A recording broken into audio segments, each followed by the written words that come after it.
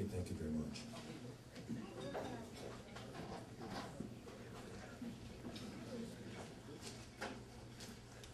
My good friend Ravi Shankar is poet in residence at Central Connecticut State University. His first book of poems, Instrumentality. And here among you, Rand mentioned this little 19-pound book. I just have 5 poems for you today. And I'll start with a poem that's not my own from this Norton anthology. And I should say, because the other poets were too humble to say it, that all the poets do have books for sale, and they won't be willing to do a little shady deal in the parking lot, if you so desired. And so I thought I'd start. This book, Language for a New Century, includes poets from 61 different countries writing in over 40 different languages. And it took about 7 years to put together. And it's a great testament to my friendship with these 2 women, Tina Chang and Natalie Handel, that we still speak after putting this project together, because we nearly killed each other on multiple occasions. But I'm very glad. It's a pleasure and relief to be holding it in my hands. And I thought I would start today with just a little excerpt from a poem by an Iraqi poet, Sadi Youssef, who was born and raised in Basra, which was one of the fronts of the war on terror. And he's also one of the preeminent translators of English into Arabic. So he's translated Orwell and Hemingway and a number of other authors into the Arabic. And he has a great love for America. And I'm just going to read from the middle of his little poem, America, America. This is Sadi Youssef, the Iraqi poet. God save America, my home sweet home. I too love jeans and jazz and Treasure Island, and John Silver's parrot and the balconies of New Orleans. I love Mark Twain and the Mississippi steamboats and Abraham Lincoln's dogs. I love the fields of wheat and corn and the smell of Virginia tobacco. But I'm not an American. Is it enough for the phantom pilot to turn me back to the Stone Age? I need neither oil nor America herself, neither the elephant nor the donkey. What green? Leave me, pilot. Leave my house roofed with palm fronds and this wooden bridge. I need neither your Golden Gate nor your skyscrapers. I need the village, not gifts. Take your smuggled cigarettes and give us potatoes. Take James Bond's golden pistol and give us Marilyn Monroe's giggle. Take the heroin syringe under the tree and give us vaccines. Take your blueprints for model penitentiaries and give us village homes. Take the books of your missionaries and give us paper for poems with which to defame you. Take what you do not have and give us what we have. Take the stripes of your flag and give us the stars. Take the Afghani Mujahideen's beard and give us Walt Whitman's beard filled with butterflies. Take Saddam Hussein and give us Abraham Lincoln, or give us no one.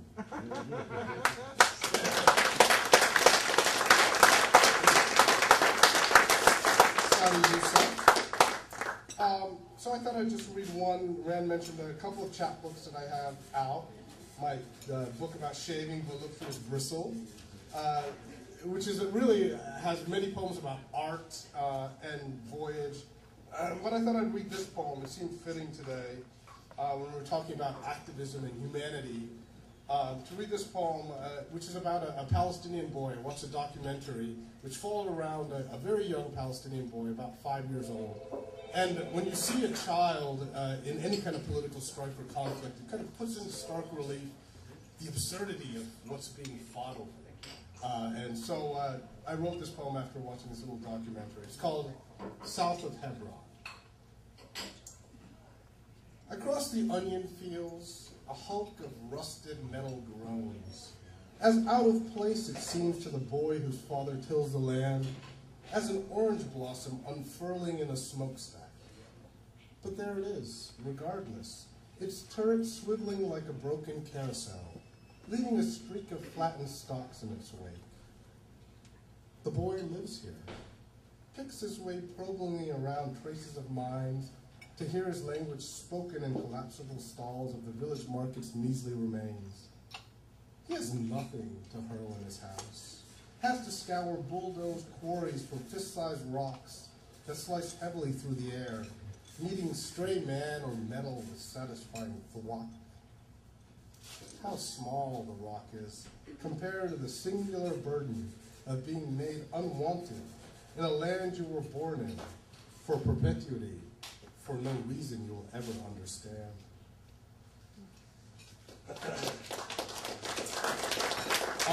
So those of you who follow Andy's blog, Andy does a number of different things, but I won't go into the more salacious of them here. But he also writes for a blog called the Cool Justice Blog, and he exposes all kinds of corruption and various other things. And today, in fact, he mentioned this little detail, and those of you who might have read in the Hartford Current that I had a little encounter with the NYPD last year.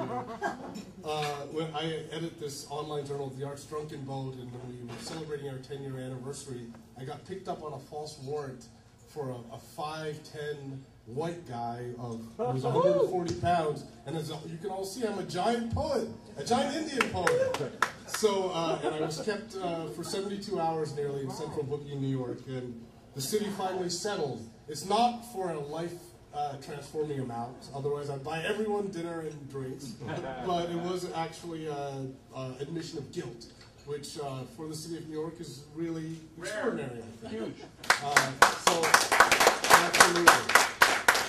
And one of the things that happened during this little encounter was that I was defamed. I was called a sand nigger, actually, by one of the cops. And so I wrote this little poem just for today. It's very raw, and I need to probably refine it a little bit.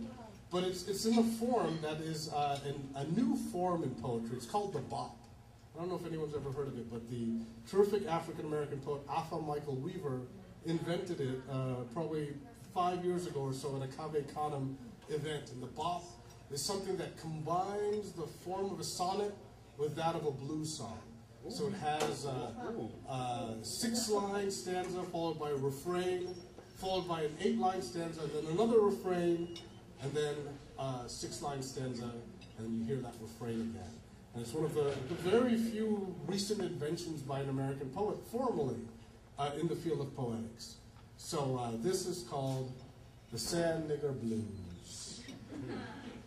Say I'm just a plainclothes Indian, not from a tribe, but from a high caste, just driving home past Chelsea on 34th, trying to find the West Side Highway. Windows down, thrumming cross town, when I see the rear view flashing lights. Sober as a compass, headed up north, no moolah or drug mule, yet still I'm brown. Got the sand nigger blues. Just a glass of wine with dinner, officer, and yet I own this car. See my name's on the registration. No, I'm not coming from that far. I live in Connecticut and I was just headed home. Employed? Yes, I teach for a living. I'm a professor, a poetry professor. No, I don't have a firearm or any outstanding warrants. Sober as a compass, headed up north. No moolah or drug mule, yet still I'm brown. Got the sand nigger blues. From the rear of a barred van, the city passes by in streaks. Cuffed in a human chain, rights unread, and Oxford laces pulled from my shoes. I'm the lightest one of 3 dozen or more, all huddled together tonight on this concrete floor. Sober as a compass, headed up north.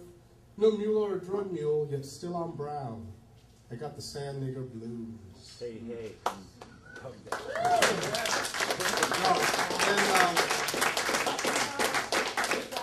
This next poem is about, generally I am a vegetarian, though I eat seafood occasionally, and I like most fruits and vegetables. I think I'm pretty liberal when it comes to my taste in that, except there's one thing that I can't stand, and that's the banana. And I've never been able to eat a banana. I don't know why. Every 5 years or so, I'll try a banana again, and I will be revolted anew. And maybe something, it has something to do with the fact that it's my father's favorite food. You know, he's got these hygienic issues, and the banana, you know, no man's fingers touched it. You know, it's so pure. Maybe.